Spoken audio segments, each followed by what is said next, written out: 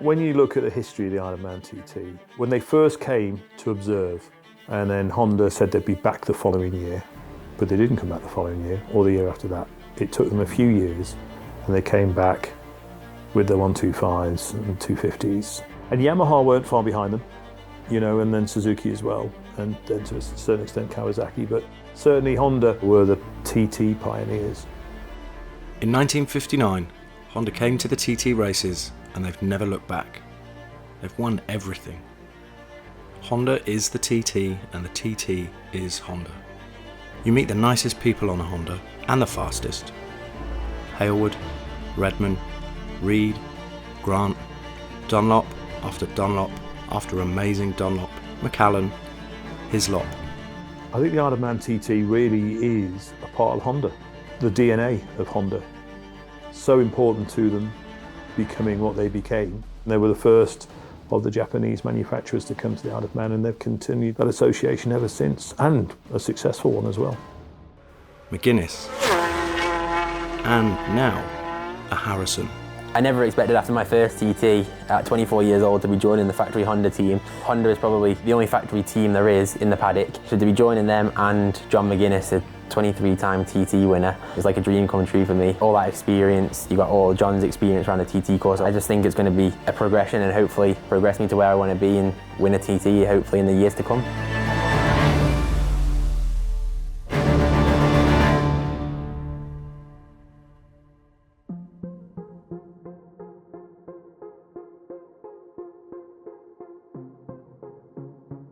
I did 3 years with Honda, and it was a great personal experience of mine, professionally as well.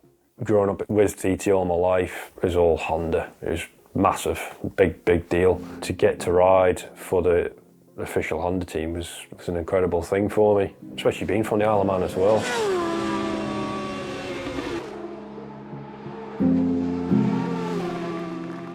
I think part of the fact that Honda are here is because Honda have always been here, and Honda, it's just something Honda do.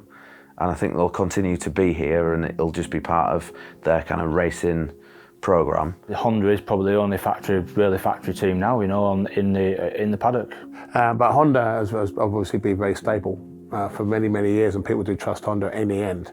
And this is why we see why Honda's doing so well. I don't think there was ever a big list of full factory teams. I think for as long as there's been the TT, there's sort of been the factory bikes, and then there's been what everyone else gets to ride. Back in the day, you know, 30 odd years ago, if Joey went and won out on a certain bike, it would have an appeal to the road bike market, and it clearly doesn't anymore.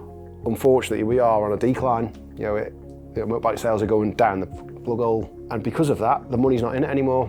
But it'll have had a knock-on effect as to why the manufacturers don't necessarily put the same level of support in. A few years ago, obviously, Yamaha used to come and stuff like that, and Suzuki and all the other manufacturers, you know, but... You know, Honda are the only real manufacturer that still throw everything into it.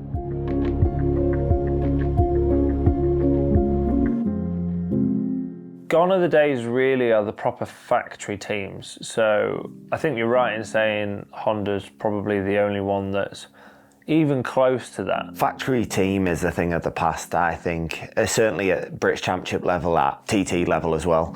Because bikes are so good standard, providing teams have got the budget, like you can run a really professional outfit as good, if not better, than a factory team anywhere. You know, you look at most teams, they're not financed by the manufacturers anymore, they're financed by the sponsors. I don't think nowadays you need a factory bike. In today's spec of motorbikes, I don't think you need the full factory, let's say, equipment anymore. Times have changed. You've got team owners now that are, you know, billionaires as well. You know, they're richer than the factories. They've got more money than the factories, so they can buy and finance it, no problem.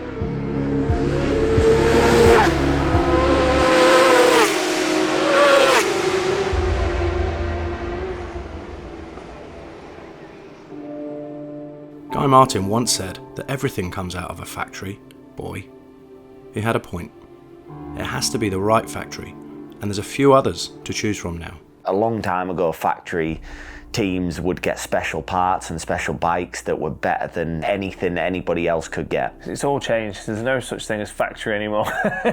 It's just not the same as it used to be. Those days are gone. Like, now all the teams can get bikes that are good enough. It's all smoke and mirrors. The BMW is probably as factory as anything. Obviously BMW now with Pete's team, that's a factory-backed effort now, so they're there, but... It's support, not a factory team. FHO racing just come to mind every time, in terms of, two-bike team, two guys that have won British Superbike Championships and races as well, so they look to be the team. I'd say Pete's in a better situation because when you're a factory team, you can only use that brand. He's got factory support, which you can pick and choose. People would still like to call it a factory team, I think, and that goes with all the other teams in BSB as well, like McCann's, Yamaha. It's a privately owned, privately run team.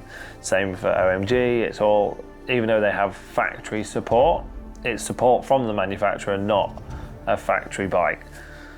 It's probably the best way of saying it. I'd have said that they must be on par easily. I said they've been the official BMW team. They'll be getting all the help that they need. I can't imagine that they'd struggle for out. I suppose the parts, I think I've heard are sometimes difficult to get hold of with the BMWs, but apart from that...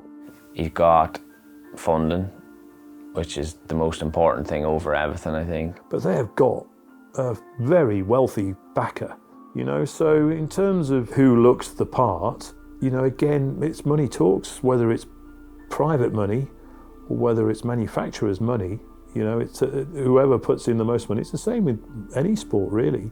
And then he can still pick which Super Twin he wants to ride, which Super Sport bike he wants to ride.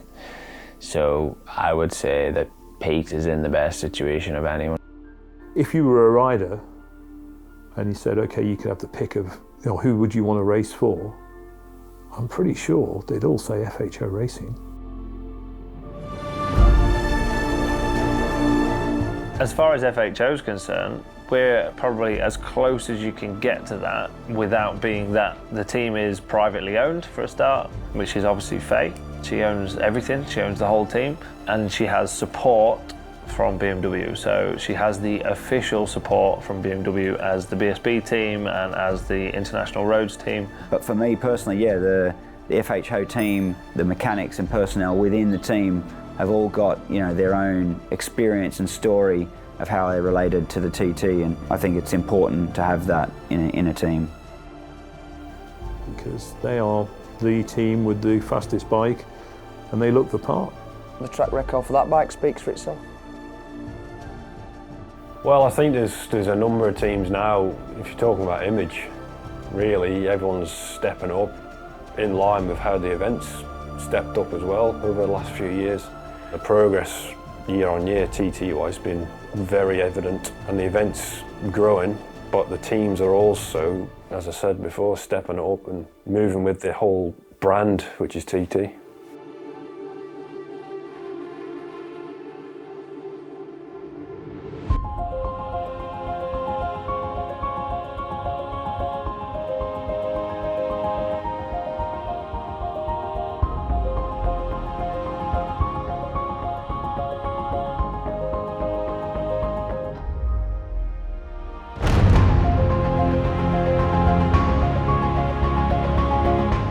Same again, Dow Racing now, they've got the Kawasaki backed, they're like a factory backed roads team now, so they're getting support from the proper factory now, from speaking to Dean. So I think it's probably one of the best teams in the paddock. The lads are good, the team's good. Look how reliable they've been.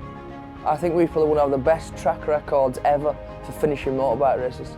Honestly, the bike were bolted together well, it never missed a beat, just pit stops were slick, the team's good. So without them being a good team behind me, I wouldn't have been able to get to the level that I got to, if that makes sense. That's the thing of going back to where you need them as well as they need you almost.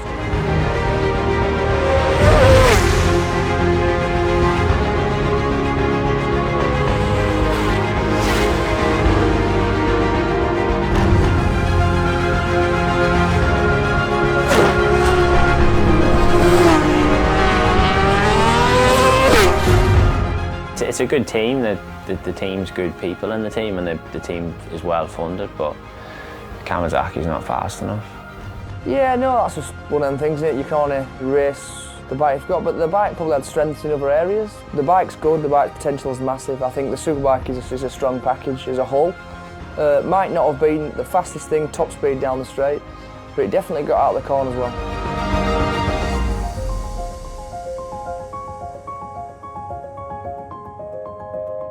I've been there 8 years. I'm 35 next.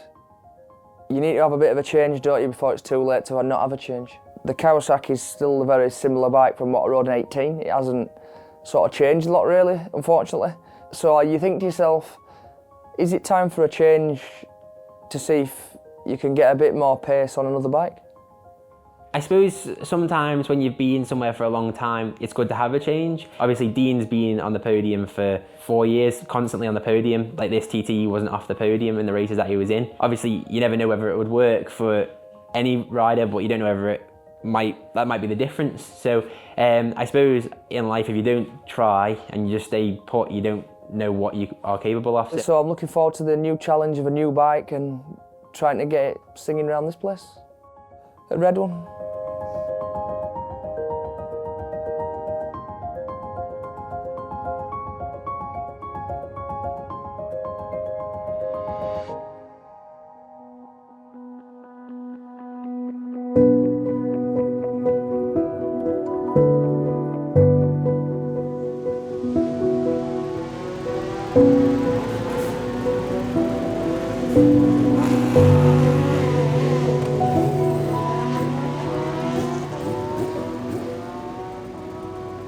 What people don't understand sometimes, a lot of riders have to pay for the privilege to race these bikes. It's not as if these teams exist as a business and they employ staff as they employ people who may be watching this.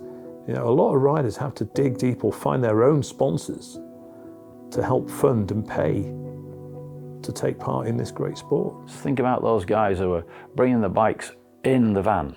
They've booked their own ferry, they've brought a mate along to help them, they've sourced their own fuel, they unload the bike, they're either sleeping in the back of the van or they might have a caravan or a tent.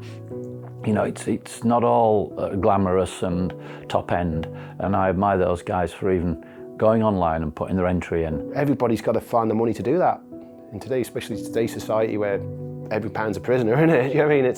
I'm not going to say I would have liked to have done it myself. It's a really, really hard thing to come and race the TT and do it yourself. Like, I've not done that, but I can see the amount of work that goes in. There's two ways of looking at it, really. I think in a way, sometimes the privateer days are the best days because you've got no pressure, no stress, all the lads are having the crack. It's just that there's the atmosphere and that's different. It sounds crazy, and I don't know if it does sound crazy. I sort of envy some of them guys that are there with no expectation or pressure.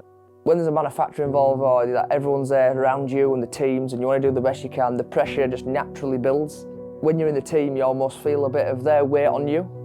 Yeah, they've got the procedure to follow, aren't they? And they've got to do bang, bang, bang, and they probably worry about it a bit too much and overanalyse it a bit. But a lot of lads get over here with a massive grin on the face, and then they do a few laps, come back with an even bigger grin on the face, you know. For me, I feel comfortable and lucky, I should say, that I've got the ability to be in these top level teams, you know, because they're not guys just doing it at home after work and stuff like that. These guys have got full-time commitment to racing, and they've got years of experience because they've been full-time committed to racing. So it's like a personal choice. TT gives you a personal choice of how fast you go, how much pressure you put on yourself, or how much you enjoy it. And you don't get that in any other race. You ask all the lads, the best part of racing is when you're on the bike. There's a lot of shit that goes on in the background that people don't realise, and it's all that shit that I don't miss.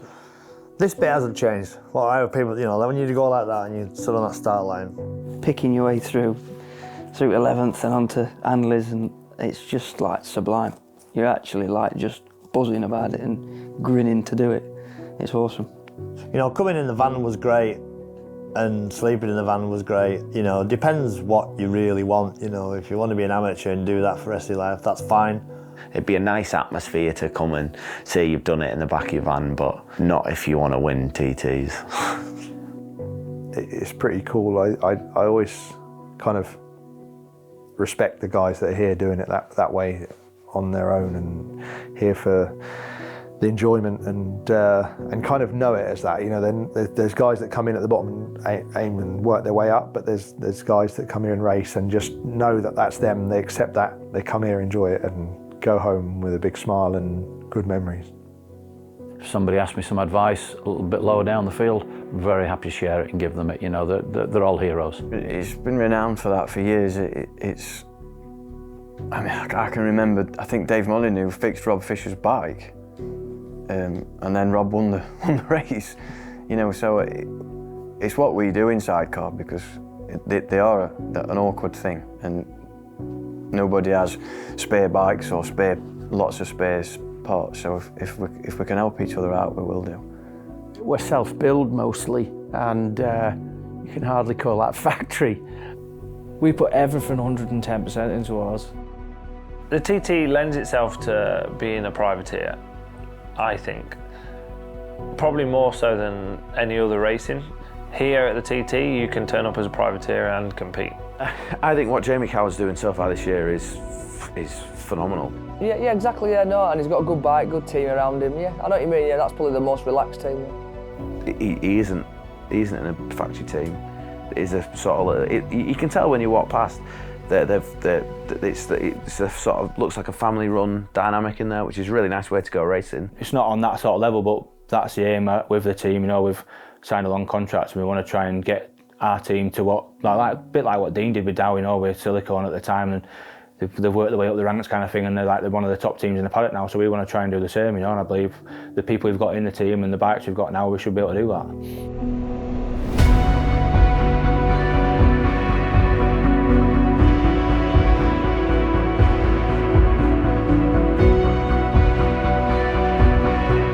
And then, of course, you can't say that and not mention Padgett's.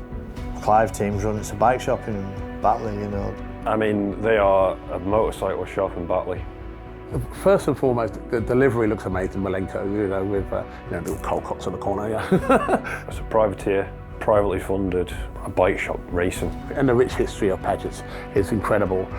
Not just TT, Grand Prix, World Superbikes, everything. Yeah, it's quite a unique story there. It's cool. Look at the track record, it's special. John McGuinness then gets away on the number 3 machine. It's another Superbike win for John McGuinness. Clive Padgett is the unassuming, all-knowing backbone of TT racing. That has made a total of 8 TT wins, 5 this week. But Bruce Anstey, the number 5 Padgett Honda, goes over the line. Everyone wants to race for Padgett's. Spend 5 minutes in Clive's company and you'll see why. We're just a bunch of mates going racing. Hutch used to say, oh, we're better than that. So we call ourselves a professional bunch of mates going racing. I always said that if I ever made a comeback to the TT, I'd be knocking on Clive's door, you know, Mr. P, can you give me a bike? We eat, we sleep, we drink together, we have breakfast together, and now we've got some very talented friends that help pull it all together. They are family at the end of the day, even though they're perceived to be, you know, also a team which it has a lot of presence in their prowess of racing. I mean, Clive is just one of the most nicest people I've ever met. Clive stepped in and helped me. That was the foundations laid for 17 and onwards. I've never forgot that. I've had great results with Clive and the team, but it is a privately funded team competing against the might of Honda and BMW and Kawasaki. It's excellent. There's a lot of infrastructure other than the people that you see working on the motorbikes. Yeah, and thanks guys for that. Thanks everyone. I think it's really awesome that they're allowed to still be privateers in their own way up against the big boys in that way. And I think that makes for good, exciting racing as well. You know, Michael's a privateer, ourselves are privateers. Everything we achieve, we build it ourselves, we buy it in, we produce it, we have it made, we build our own engines. And Michael's very much like that as well, hands-on. But Michael basically just said, I'm going to do the suspension changes, I'm going to set this bike up. And he will keep winning if he does it the way he does it. So he doesn't need that factory bike. Exactly, yeah. Built it, him in his, I'm presuming, his shed back home, building great bikes and, well, winning. Enough said there, really. By the same token, Michael's been a factory supported rider and it doesn't necessarily work for him. He's happier if he knows what's absolutely going on with what he has to go and do with that bike. And I can relate to that 100%. If you're just not in that mould, you're not in that mould. He's not everybody's cup of tea, and he's a winner. The bigger teams, obviously, more finances and they can buy more stuff and have more stuff available, where the rest of us will have to be limited to where we cap and what we spend on. I think it a slight shift of the way he approached it this year, you know, from what I saw. Him and Shane Bartram do, you know, they've done amazing things together. His own MD Racing outfit, incredible, absolutely incredible. And what a great year, you know, 4 TT wins. Fantastic. I've enjoyed it, I've got good lads working for me, so there's no reason, if we can still try and keep the job rolling, there's no reason why we should go away from that.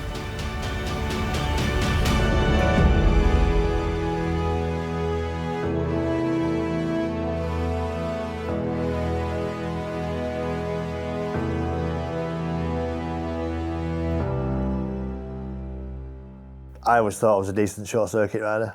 I do quite a bit of short circuit. And I do enjoy the short circuit racing. Everybody else is at the peak, so you need to be there. I wish to God someone would do some psychology test on him just to see. If you're sleeping in the van 10 minutes before the start line and just get off and might, you know, you can have that portion, I'll have the rest. You know, I've been passed by him on this track in places on the track that I never thought I would be able to get past at the level I was at. I've gone. Yeah, the quiet ones were always the problem. There can't be anyone else at like the top level of sport that is that laid back and that. I swear there was a switch on him somewhere that they used to just switch and no one knows. It was like he had something else, something that everyone else didn't have. It's pretty head scratching and frustrating at times. Just like, what? I think natural ability is hard to define. I think you either have it or you don't.